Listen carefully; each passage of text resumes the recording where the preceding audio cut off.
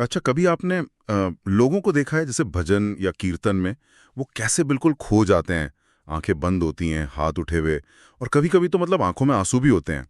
ऐसा लगता है जैसे उनका दुनिया से कनेक्शन ही कट गया हो। ये जो एक गहरा पर्सनल कनेक्शन है ईश्वर के लिए, ये आता कहाँ से है? आज हम इसी सवाल की जड़ों तक जाएंगे, क्योंकि ये सिर्फ आज की बात नहीं है।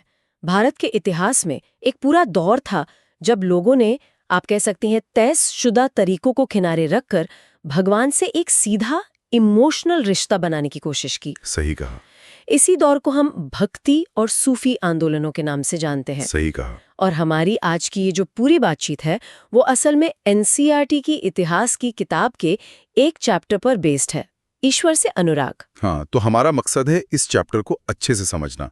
ये आंदोलन क्या थे, इनके बड़े चेहरे कौन थे, और सबसे जरूरी, इन्होंने उस समय के समाज को कैसे हिला कर रख दिया था। चलिए शुरू करते हैं उस समय से, जब ये सब शुरू भी नहीं हुआ था। जब बड़े बड़े साम्राज्य नहीं थे तो लोग अपने अपने कबीलों के देवी देवताओं की पूजा करते थे।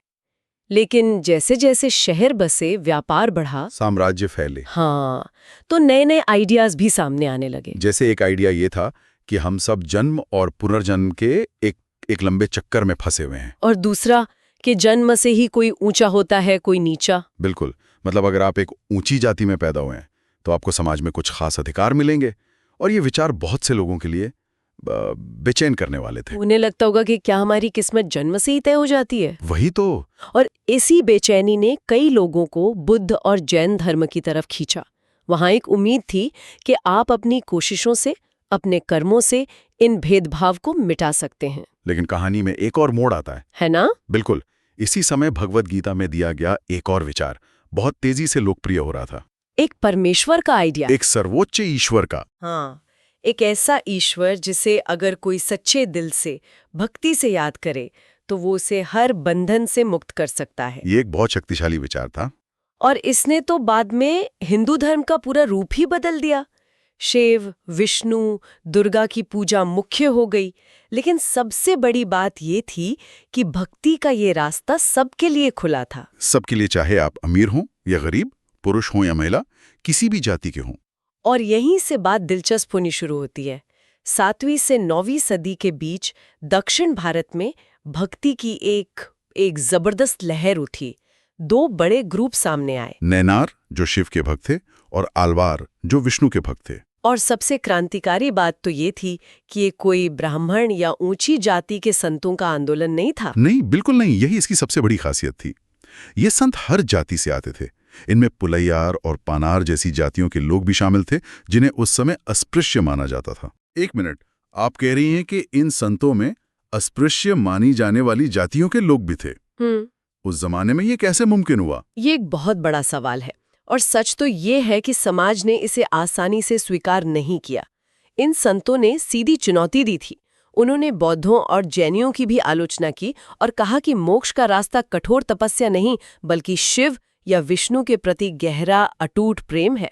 और उन्होंने संगम साहित्य से प्यार और बहादुरी के आइडियाज को लिया और उन्हें भक्ति के साथ मिला दिया। बिल्कुल। अच्छा, यहाँ पर कुछ नाम और फैक्ट्स हैं जो लोग इतिहास की गहराई में जाते हैं, खासकर परीक्षाओं के लिए, उनके लिए जरूरी हो सकते हैं।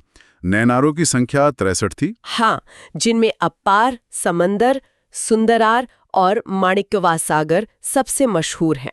उनके गीतों के कलेक्शन को तिवरम और तिरुवाचकम कहते हैं। और आलवार संत 12 थे। हाँ, और उनमें पेरियालवार, उनकी बेटी आंडाल और नम्मालवार सबसे प्रसिद्ध हुए। उनके गीतों का कलेक्शन दिव्य प्रबंधम कहलाता है। तो इन आंदोलनों का असर इतना गहरा था कि राजाओं ने भी इसे अपनाया। बिल्कुल। चोल और पांड्या राजाओं ने इन संतों से जुड़ी जगहों पर बड़े बड़े मंदिर बनवा दिए। इससे भक्ति परंपरा और मंदिर पूजा का रिश्ता और भी गहरा हो गया। तो मतलब ये संत अपनी कविताओं से लोगों के दिलों में जगह बना रहे थे। लेकिन इसी भक्ति को कुछ दार्शनिकों ने एक फिलोसॉफिकल स्ट्रक्चर, एक मजबूत आधार भी दिया। आपने बिल्कुल सही पकड़ा। और इनमें सबसे पहला और शायद सबसे बड़ा नाम आता है 8वीं सदी के शंकर का, जो केरल में पैदा हुए थे। उन्होंने अद्वैतवाद का सिद्धांत दिया। अद्वैतवाद, तो इसका मतलब हुआ कि मेरी आत्मा और परमात्मा, यानी जीवात्मा और परमात्मा असल में एक ही हैं। हाँ, बिल्कुल यही। शंकर के अनुसार ये दुनिया जिसे हम अपनी आंखों से देखते हैं वो एक भ्रम है, एक माया है, और मोक्ष पाने का असली रास्ता इस दुनिया को छोड़कर ज्ञान के रास्ते पर चलना है, ताकि आप उस परम सत्य को समझ सकें कि वो और आप एक ही हैं। लेकिन ये रास्ता तो बहुत ज्ञान केंद्रित है। ये आम आदमी के लिए थोड़ा मुश्किल नहीं लगता? मतलब दुनिया माया है, ये तो बहुत ऊंची बातें हैं। सही बात है। और शायद इसी वजह से 11वीं सदी में तमिलनाडु में जन्मे रामानुज का दर्शन इतना लोकप्रिय हुआ। वो आलवार संतों से बहुत प्रभावित थे और उन्होंने विशिष्टाद्वैत का सिद्धांत दिया। विशिष्टाद्वैत ये अद्वैतवाद से कैसे अलग है? रामानुज कह रहे थे कि आत्मा परमात्मा से जुड़ने के बाद भी अपनी अलग पहचान बनाए रखती है, वो उसमें पूरी तरह विलीन नहीं होती, जैसे भक्त और भगवान का रिश्ता। अच्छा। उनके हिसाब से मोक्ष पाने का सबसे अच्छा तरीका ज्ञान नहीं बल्कि विष्णु के प्रति अटूट भक्ति है।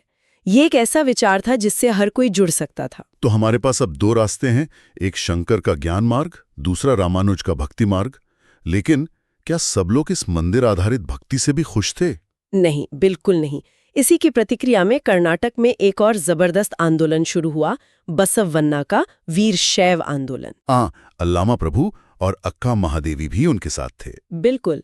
वीर शैवों ने जाति व्यवस्था और महिलाओं के साथ होने वाले भेदभाव का जबरदस्त विरोध किया। वे हर तरह के कर्मकांड और मूर्ति पूजा के भी सख्त खिलाफ थे। बसवन्ना का एक वचन है जो उनके विचारों को बहुत खूबसूरती से बताता है। वो कहते हैं, धनी लोग शिव के लिए मंदिर बनाएंगे, मैं गरीब क्या करूं? मेरे पैर ही खंबे हैं, मेरा शरीर ही देवालय है और मेरा सिर उसकी सुनहरी छतरी। वाह! मतलब उस दौर में कोई कह रहा था कि असली मंदिर तो आपके अंदर है। ये तो एक तरह की क्रांति ही थी। और ये लहर सिर्फ दक्षिण तक ही सीमित नहीं रही। 13वीं से 17वीं सदी के बीच महाराष्ट्र में भी संत कवियों की एक लंबी परंपरा चली। ज्ञानेश्वर, नामदेव, एकनाथ, तुकाराम और सखुबाई जैसी महिलाएं और चोखा मेला का परिवार जो महार जाति से थे, इस परंपरा के बड़े नाम हैं। ये पूरी भक्ति परंपरा पंढरपुर के विट्ठल मंदिर के इर्द गिर्द घूमती थी, है ना? हाँ, जिससे वरकरी संप्रदाय निकला। इन संतों ने भी कर्मकांड और जन्म पर आधारित भेदभाव को खारिज कर दिया। बिल्कुल। उनका मानना था कि भगवान किसी मंदिर में नहीं बल्कि हर इंसान के दिल में बसता है। और उनकी भक्ति का मतलब सिर्फ भजन कीर्तन में ही था। असली भक्ति दूसरों के दर्द को बांटने में है। बिल्कुल। जैसा कि महान गुजराती संत नरसिंह मेहता ने कहा, वैष्णव जन तो तेने कहिए जे पीर पराई जाने रे। यानी सच्चा भक्त वही है जो दूसरे की पीड़ा को समझता है। ये संत सीधे सीधे सामाजिक व्यवस्था पर सवाल उठाते थे। संत तुकाराम का एक अभंग है, जो दीन दुखियों पीड़ितों को अपना समझता है वही संत है, क्योंकि ईश्वर उसके साथ है। और चोखा मेला के बेटे का सवाल तो और भी तीखा है। उन्होंने सीधे ईश्वर से ही पूछ लिया, आपने हमें नीची जाति का बनाया, हे प्रभु, आप इस सच का सामना क्यों नहीं करते? ये सुनकर तो रोंगटे खड़े हो जाते हैं। ये सिर्फ एक सवाल नहीं है, ये सदियों का दर्द है जो सीधे भगवान के सामने रख दिया गया। बिल्कुल। ये उस दौर की सामाजिक व्यवस्था के खिलाफ एक बहुत शक्तिशाली आवाज थी। तो हमने देखा कि कैसे दक्षिण से लेकर महाराष्ट्र तक लोग जाति और कर्मकांड के खिलाफ आवाज उठा रहे थे। और ये सिर्फ हिंदू धर्म के अंदर नहीं हो रहा था। हाँ, इस्लाम में भी एक ऐसी ही लहर चल रही थी, जिन्हें हम सूफी कहते हैं। सूफी मुस्लिम रहस्यवादी थे और संत कवियों और सूफियों के विचारों में गजब की समानता दिखती है। उन्होंने भी बाहरी कर्मकांडों को खारिज किया और ईश्वर के प्रति प्रेम और सभी इंसानों के प्रति दया पर जोर दिया। वो ईश्वर से ठीक वैसे ही जुड़ना चाहते थे जैसे एक प्रेमी अपनी प्रेमिका से। और इसके लिए उन्होंने कुछ तरीके भी इजाद किए, जैसे जिक्र यानी नाम का जाप, समा यानी गाना, और रक्स यानी नाचना। ये सब एक पीर या गुरु की देखरेख में होता था। इसी से सूफी सिलसिलों की शुरुआत हुई। और 11वीं सदी से मध्य एशिया से बहुत से सूफी संत भारत आए। हाँ, इनमें चिश्ती सिलसिला सबसे ज्यादा प्रभावशाली हुआ। ख्वाजा मोइनुद्दीन चिश्ती, कुतुबुद्दीन बख्तियार काकी, बाबा फरीद और ख्वाजा निजामुद्दीन औलिया जैसे महान संत इसी सिलसिले से थे। उनके केंद्र, जिन्हें खानाकाह कहते थे, एक तरह के आश्रम होते थे जहां हर धर्म हर वर्ग के लोग आते थे। बिल्कुल। आज भी इन सूफी संतों की दरगाहें सभी धर्मों के लोगों के लिए आस्था का केंद्र है। 13वीं सदी के बाद उत्तर भारत में भक्ति आंदोलन की एक नई और भी शक्तिशाली लहर आई। ये वो दौर था जब इस्लाम, ब्राह्मणवादी हिंदू धर्म, सूफीवाद ये सब एक दूसरे से टकरा रहे थे। और एक दूसरे को प्रभावित भी कर रहे थे। और इस लहर के शायद सबसे बड़े और सबसे प्रभावशाली संत थे कबीर, 15वीं-16वीं सदी में। कबीर की शिक्षाएं उस समय के लिए बिल्कुल क्रांतिकारी थीं। उन्होंने हिंदू और इस्लाम दोनों ही धर्मों के बाहरी कर्मकांड, पूजा पाठ और जाति व्यवस्था सबका खुलकर मजाक उड़ाया। वो एक निराकार परमेश्वर में यकीन करते थे जिसका कोई रूप रंग नहीं है। हाँ, और कहते थे कि मोक्ष का एक ही रास्ता है, भक्ति। और उनकी सबसे बड़ी ताकत थी उनकी भाषा। वो एकदम आम बोलचाल की हिंदी में अपनी बात कहते थे जो सीधे लोगों के दिल में उतर जाती थी। बिल्कुल। उनका एक मशहूर दोहा है, पाथर पूजे हरि मिले तो मैं पूजूं पहाड़, ताते याचा की भली पीस खाए संसार। कितना सीधा और गहरा कटाक्ष है। सही बात है। अब बात करते हैं बाबा गुरु नानक की। अगर कबीर व्यवस्था को चुनौती देने वाले सबसे बड़े विद्रोही थे, तो गुरु नानक एक नई व्यवस्था बनाने वाले समाज सुधारक थे। उन्होंने ये कैसे किया? उन्होंने कुछ बहुत ही प्रैक्टिकल कदम उठाए, जैसे अपने अनुयायियों के लिए एक साझी रसोई शुरू की, जिसे लंगर कहते हैं, जहां हर जाति, हर धर्म का इंसान एक साथ बैठकर खाना खाता है। ये जाति व्यवस्था पर एक सीधा प्रहार था। और उन्होंने जो पवित्र स्थान बनाया उसे धर्मसाल कहा गया, जिसे आज हम गुरुद्वारा कहते हैं। और उन्होंने अपने फॉलोअर्स को घर परिवार छोड़कर सन्यासी बनने को नहीं कहा, बल्कि गृहस्थ जीवन जीने और मेहनत से काम करने पर जोर दिया। हाँ, और यहीं से सिख धर्म के एक संगठित रूप की शुरुआत होती है। गुरु नानक के बाद उनके उत्तराधिकारी गुरु अंगद ने उनकी शिक्षाओं को गुरुमुखी नाम की एक नई लिपि में लिखना शुरू किया। और बाद में 5वें गुरु गुरु अर्जन ने इस संकलन को पूरा किया, जिसमें कबीर, बाबा फरीद और नामदेव जैसे दूसरे संतों की बातें भी शामिल की। और यही संकलन बाद में सिखों का पवित्र ग्रंथ गुरु ग्रंथ साहिब बना। बिल्कुल। लेकिन 17वीं सदी आते आते सिख आंदोलन का राजनीतिकरण भी शुरू हो गया, जब मुगल सम्राट जहांगीर ने 1606 में गुरु अर्जन को मृत्युदंड दे दिया। इस घटना ने सिख इतिहास को हमेशा के लिए बदल दिया। हाँ, और इसकी परिणति हुई 1699 में, जब 10वें गुरु गुरु गोबिंद सिंह ने खालसा पंथ की स्थापना की, जिसने सिख समुदाय को एक मजबूत राजनीतिक और सैन्य पहचान दी।